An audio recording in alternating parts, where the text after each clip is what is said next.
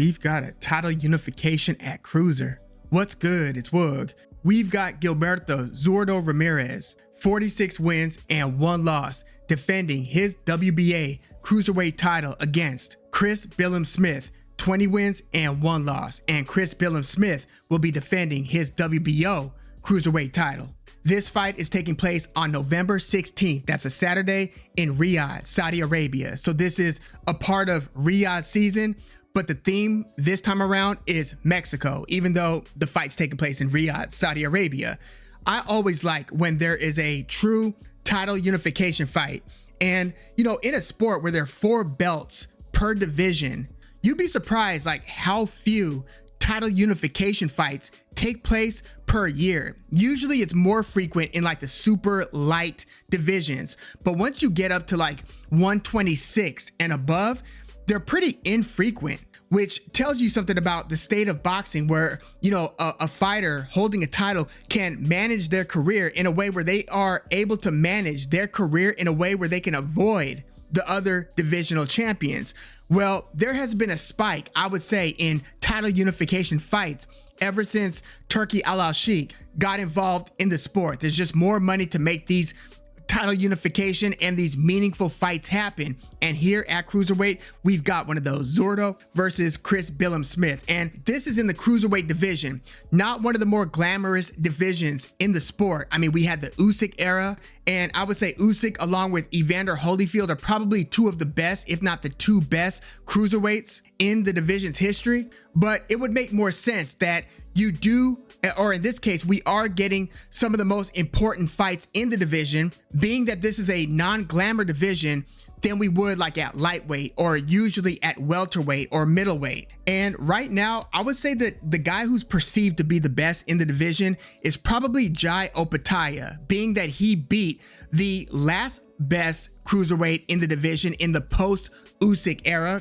Mairis Briedis, who at the time Briedis fought Opetaia, Briedis' only loss was against Usyk in that World Boxing Super Series, and Opetaia has since beaten Mairis Briedis twice. So Jai Opetaia is kind of the class in the division, and then you've got other good fighters in the division. Again, you've got Zurdo, who was once a 168-pound title holder. He was holding a belt at 168 around the time Caleb Plant beat Uzcategui to earn a share of the title, the IBF belt. Around the same time, David Benavidez was holding the WBC belt at 168, and Callum Smith at the time was holding the WBA 168-pound title. So Zurdo Ramirez was a 168 guy, and then he fought at 175, never earned a title there. He suffered his only loss via unanimous decision at light heavyweight 175, and that was against Dimitri Bivol. I mean, who doesn't get outboxed by Dimitri Bivol? But that is still Zurdo's only loss, and he has since moved up to cruiserweight and beaten Joe Smith Jr.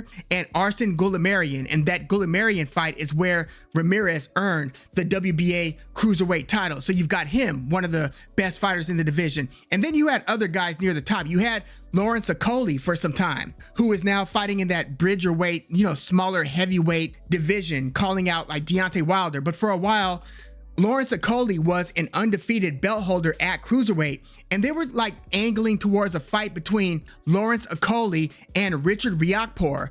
But here comes Chris Billam-Smith after beating guys like Isaac Chamberlain, and Chris Billam-Smith's only loss in his pro career was like in 2019 against Richard Riakporhe. So while they were trying to angle for that Okolie versus Riakporhe fight where Okolie would have been defending his WBO belt, here comes Chris Billam-Smith beating Lawrence Okolie, upsetting him and taking his title, and then 2 fights later beating Richard Riakporhe.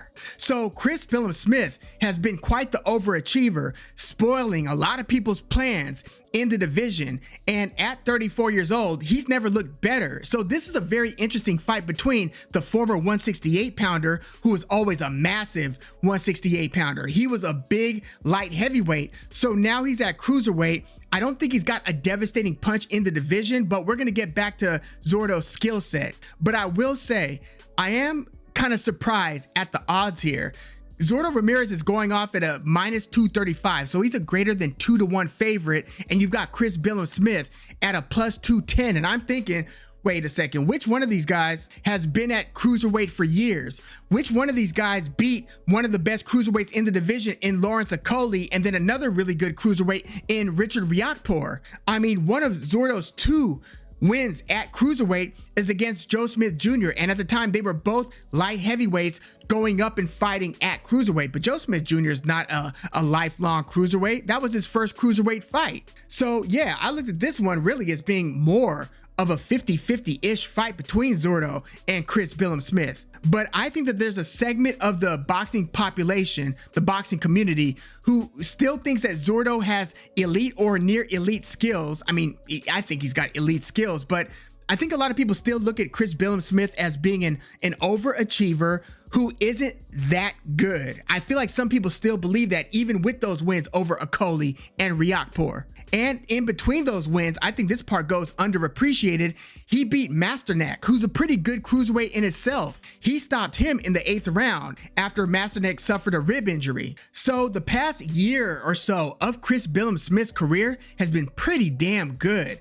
And so when I size up Zurdo Ramirez versus Chris Billam-Smith, again, I do not agree with these odds, but I mean, it's not like it's super lopsided. But again, I just think that the relative newcomer to the division being a greater than 2-to-1 favorite against Chris Billam-Smith, that's a little bit disrespectful to what Chris Billam-Smith is bringing to the table. So Zurdo Ramirez, I think, is a really good boxer. Now, when he was at 168, I thought he was a good boxer, but I thought that he had more of a physical advantage over the Jesse Harts in the division, because at the time, for a long time, people looked at Zurdo Ramirez as being somebody who was just kind of padding his record, having won like 40 fights and never having fought a truly elite guy. For a while, his best opponent was Jesse Hart, and after that, it might have been what's the guy's name who fought Joe Smith Jr. for that vacant title in the close fight, Maxim Vlasov. That was one of Zurdo's best wins at the time.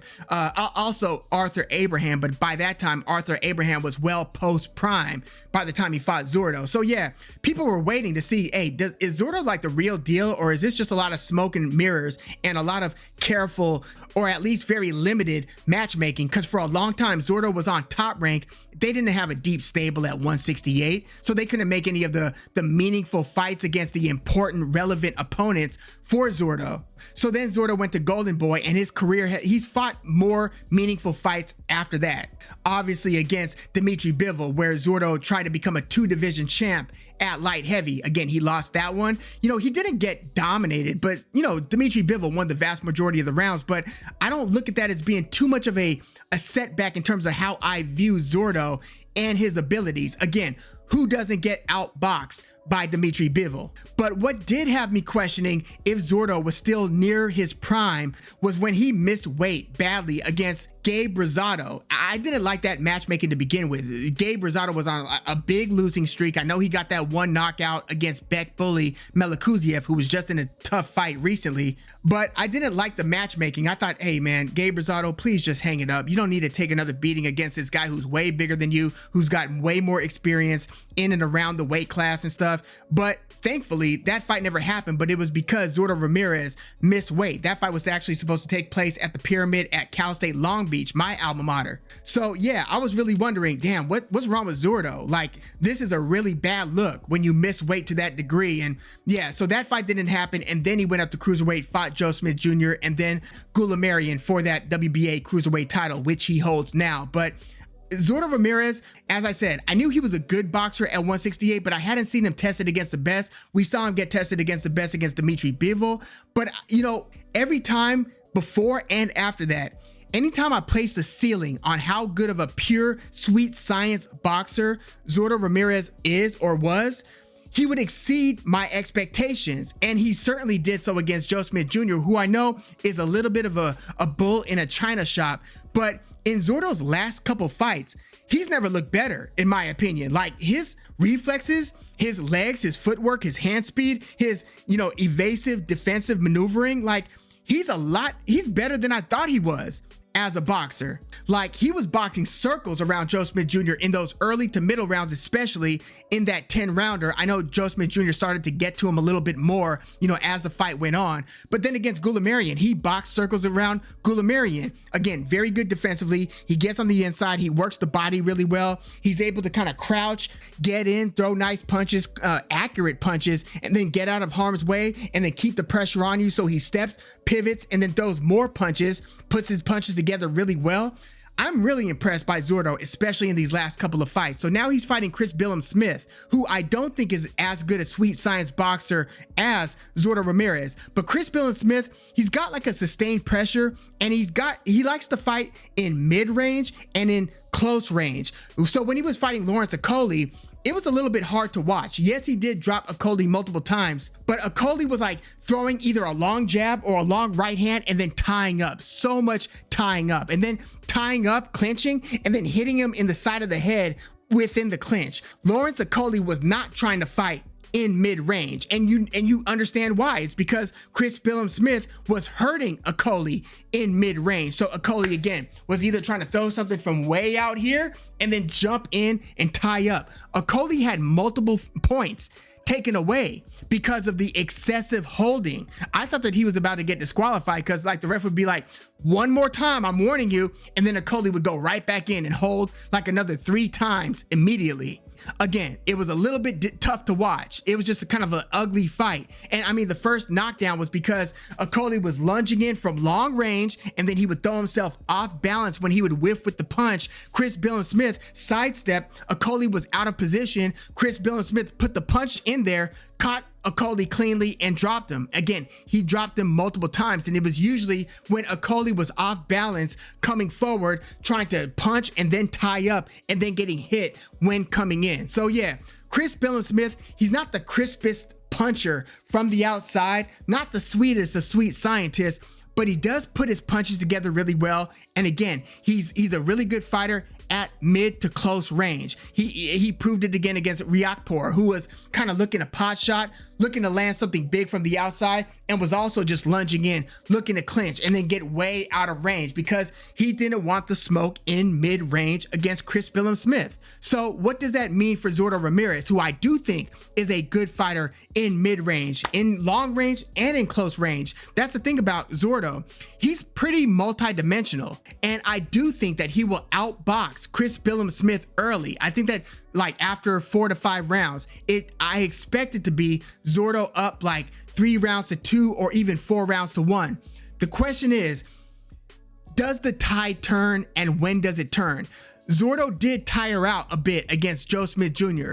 And again, that was a light heavyweight coming up to cruiser, but Joe Smith Jr. was one of the hardest punchers at light heavyweight.